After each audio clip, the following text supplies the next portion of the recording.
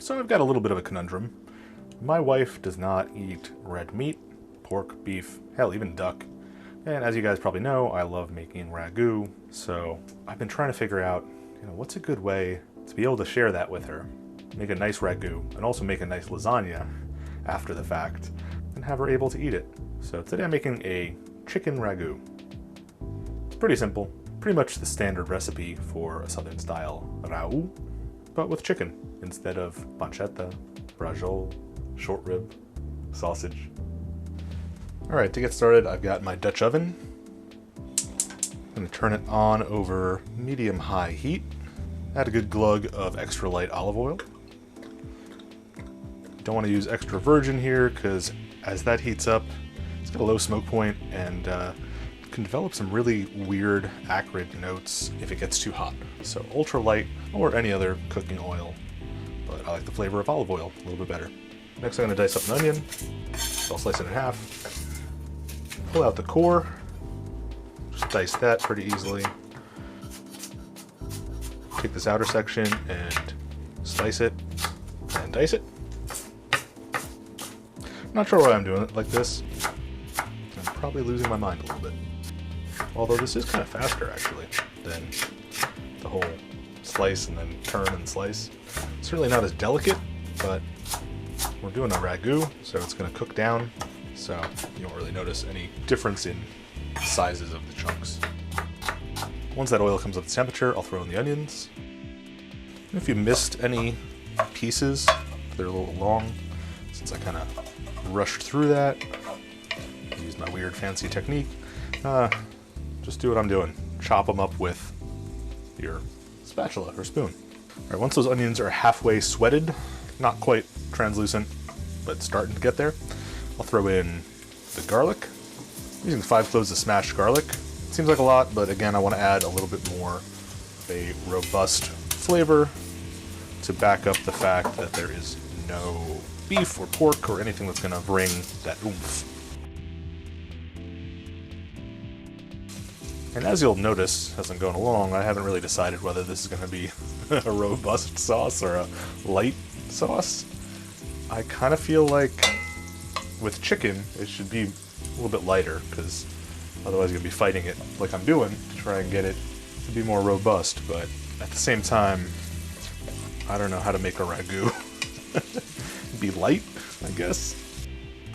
Next up, I've got some chicken thighs. About 5 or 6 of these. So I want a decent amount of chicken flavor to make our ragù nice and rich and meaty, since we're not using any pork or beef. And really I should have gotten some chicken sausage, but I just remembered that at this very moment. So if you've got it, you can throw that in when this goes in. I'm going to season it with some salt, which should help the skin crisp up a little bit. Alright, once those onions are looking fully transparent, fully translucent, I'm going to throw in my chicken thighs, skin side down. I'll crank the heat because they'll probably lower the temperature of this Dutch oven a little bit. I'm going to shift the onions to the top so that the skin of the chicken has plenty of contact, surface area contact with the pot.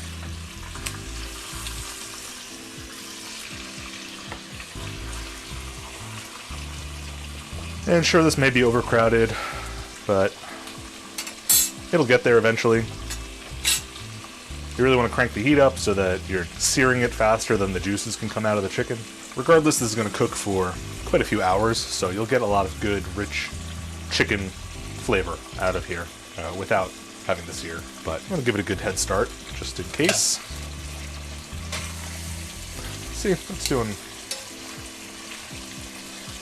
all right. Getting a little bit of browning on there. Yellowing, browning. Looks kind of crispy. Not bad. Almost forgot to add in some chili flake, which is something I like to do. Gotta have a little spice in your life. Every boy, every girl, spice up your life. And also, you could have thrown this in earlier or later, really for that matter, but I'm gonna throw in some basil right now. Try and get it a little bit of contact with that oil so that it releases some of the essential oils in those leaves. I'm gonna actually add more than what I would add for a standard ragu, because again, it's gonna be a lighter flavor. Don't want it to just be a tomato sauce. All right, once that's gotten a little bit crisp on one side, I'm gonna flip it over.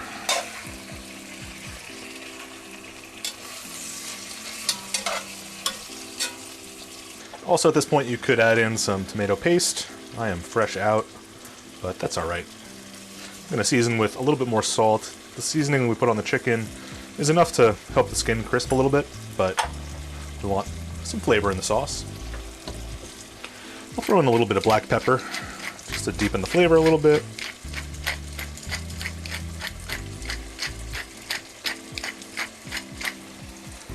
Next, for a little wine, I'm going to use a white wine, because again, I was undecided whether or not I wanted this to be a rich dish or a light dish. So I'm using a Sancerre because I'm stupid and want to spend too much money on wine that I'm cooking with.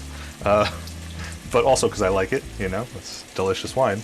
Use whatever you got, use whatever you want. I'm going to throw in that much. That was about up to the dorsal fin on the fish. We'll stir a little bit. Not that there's much to deglaze on the bottom, but might as well get any goodness that's stuck down there into the sauce.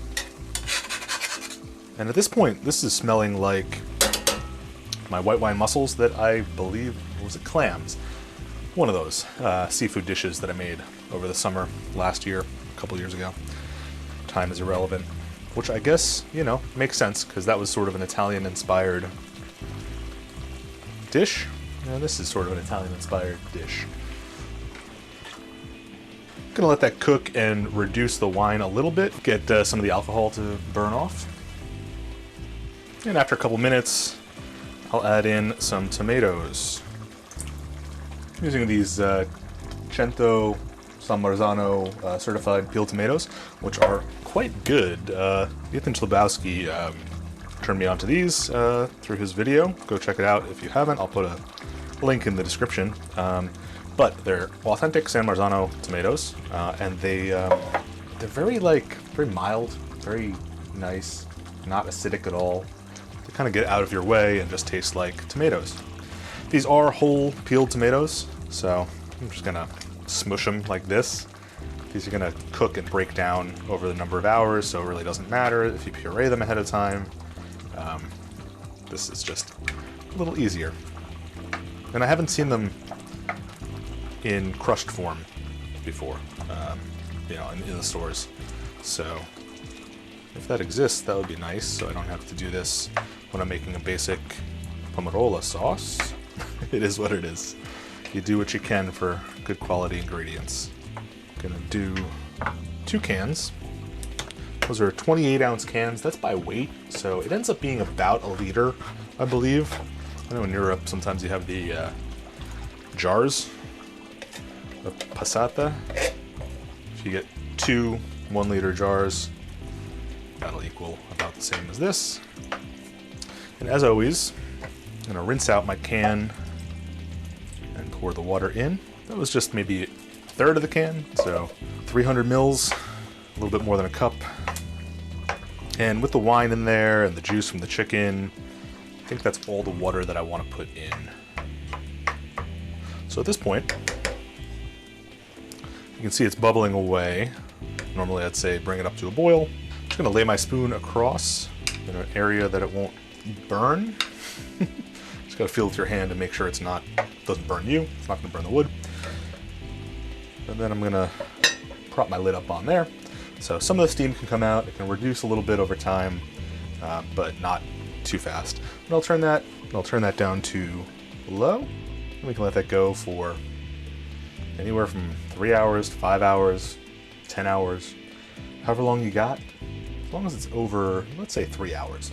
You really want that chicken to start getting tender, falling off the bone, kind of work its way into the sauce, make it into more of a gravy. And we'll check back in when it's ready. Here's what it looks like after about 5 hours. You can see all the juices and oils from the chicken have come out. It's really thickened up quite a bit and turned into a real sauce, a real gravy, a real ragu. So let's pour it over some pasta and see how it does. So that turned out pretty well. You know, I think chicken is a really good substitute. It's definitely not quite as deep and robust as a beef and pork ragu would be. And I think you can make up for that in a couple ways, maybe using red wine instead of white, maybe adding in some mushrooms to add in some extra umami, and maybe some chicken sausage as well, just to add some extra sausaginess. But overall, this is really good. And, you know, if you got somebody in your family who doesn't eat beef or pork, then try it out.